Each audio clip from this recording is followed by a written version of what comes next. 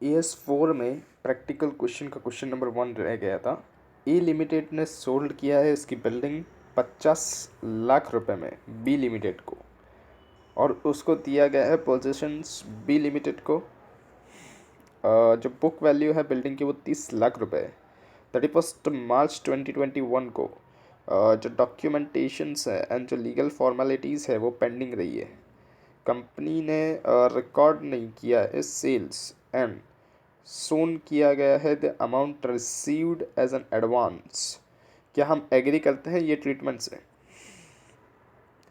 तो आंसर देखते हैं। तो economic reality and substance of the transactions जो है ट्रीट किया जाता है राइट्स ट्रीट किया जाता है that the rights and the beneficial interest, जो राइट्स और बेनिफिशियल इंटरेस्ट है प्रॉपर्टी का वो ट्रांसफर्ड किया गया है, लेकिन जो लीगल टाइटल है वो अभी तक ट्रांसफर्ड नहीं किया गया। ए लिमिटेड रिकॉर्ड करेगी सेल्स एंड वो रिकॉग्नाइज करेगी गेन 20 लाख रुपए का प्रॉफिट एंड लॉस अकाउंट में। जो बिल्डिंग है वो सोल्ड बिल्डिंग है और डी रिकॉग्नाइज्ड करना पड़ेगा element in the financial statement, यानी बिल्डिंग को डी रिकॉग्नाइज्ड करना पड़ेगा, यानी निकाल देना पड़ेगा फाइनेंशियल स्टेटमेंट में से। बी देखते हैं। ये AS5 के क्वेश्चन है, ये AS5 का क्वेश्चन है। बताना है कि फॉलोइंग आइटम्स एग्जांपल है क्या changes accounting policy, change in accounting estimate, extra ordinary item, prior period item या ऑर्डिनरी एक्टिविटीज़ का। तो एक्चुअल बैड डेट्स जो है वो ज़्यादा हो गई है प्रोविजन से, तो ये क्या होगा? तो ये चेंज इन अकाउंटिंग एस्टिमेट होगा। चेंज हो रहा है कॉस्ट मॉडल से रिवैल्यूएशन मॉडल पे जा रहा है मेज़र करने के लिए carrying amount of property plant and equipment. तो ये क्या है? तो ये भी चेंज इन अकाउंटिंग पॉलिसी है। गवर्नमेंट ग्रांट रिसीवेबल है कंपेंसेटरी फॉर एक्सपेंस जो इनकर्ड किया गया प्रीवियस अकाउंटिंग पीरियड के अंदर। तो ये क्या है? ये एक्स्ट्रा ऑर्डिनरी आइटम्स है। ट्रीट करना है ऑपरेटिंग लीज को फाइनेंशियल लीज, ये गलती हो गई इसलिए प्रायर पीरियड आइटम है। Capitalisation of the borrowing cost on working capital, ये भी क्या हो गया? गलती हो गई, तो ये भी क्या हो गया? प्रायर पीरियड आइटम हो गई। लेजिस्लेटिव चेंजेस हो रहे हैं लॉन्ग टर्म रेट्रोस्पेक्टिव एप्लीकेशंस में, तो ये क्या हो गया? ये ऑर्डिनरी आइटम्स हो गई। चेंज किया जा रहा है method of depreciation from straight line to WDV, ये क्या है? तो ये है change in accounting estimates. Government grant refund करनी पड़ रही है, तो ये क्या है? ये एक्स्ट्रा ऑर्डिनरी आइटम है। Applying 10% depreciation instead of 15% on furniture, गलती हो गई क्या? करना कितना चाहिए था? 15, कर दिया कितना? 10 prior period items. Change in the useful life of the fix assets, ये क्या है? तो accounting estimates. TQ cycle limited है वो मैन्युफैक्चर कर रही है bicycle. Labour intensive manufacturing sectors के अंदर अप्रैल 2022 में गवर्नमेंट ने एनहेंस किया मैक्सिमम वेजेस जो पेएबल होगा वर्कर्स को रेट्रोस्पेक्टिवली। कब से? 1 जनवरी 2022 से। लेजिस्लेटिव चेंजेस की वजह से जो एडिशनल वेजेस पीरियड के 2 जनवरी 2022 से लेकर मार्च 2022 तक के, उसका खर्चा आ रहा है 30 लाख रुपए। जो मैनेजमेंट है वो मांग रही है फाइनेंस मैनेजर से मांग रही है कि वो चार्ज करे ये 30 लाख रुपए प्रायर पीरियड आइटम्स में, लेकिन जब फाइनलाइज्ड हो रहा है फाइनेंशियल स्टेटमेंट 22-23 के, तब ये बोला जा रहा है।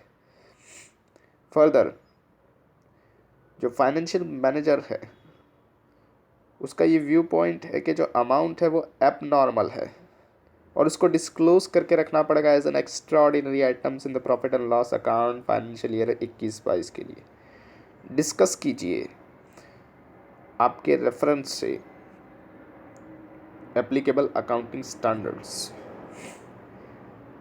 AS5 जो नेट प्रॉफिट या तो loss for the period, prior period items and the changes in the accounting policy. Prior period items income या तो एक्सपेंसेस जो अराइज होते हैं करंट पीरियड के अंदर, जिसका रिजल्ट है एरर या तो omission, preparations of the financial statement of one और more prior period items. Prior period item क्या होता है? तो जो इनकम या तो एक्सपेंसेस जो अराइज होते हैं करंट पीरियड के अंदर, किसके रिजल्ट से? एरर या तो ओमिशन जो किए गए हैं फाइनेंशियल स्टेटमेंट प्रिपेयर करने के दौरान एक या तो एक से ज़्यादा प्रायर पीरियड के। जो आइटम है वो इंक्लूड नहीं करता अदर एडजस्टमेंट जो नेसेसरी है सर्कमस्टेंसेस के लिए। 2 relates to the prior period, which relates to the prior periods are determined in the current period, जो करंट पीरियड में डिटरमाइन किए गए हैं। ये दिया गया है कि रिवीजन किया जा रहा है वेजेस जो टुक प्लेस हो रहा है अप्रैल 2022 से, रेट्रोस्पेक्टिव इफेक्ट से 1 जनवरी 2022 से। जो वेजेस पेएबल है पीरियड 1/1/2022 से लेके 31/3/2022 तक का, उसको हम लोग नहीं ट्रीट करेंगे एरर या तो ओमिशन जब हम प्रिपेयर कर रहे हैं फाइनेंशियल स्टेटमेंट।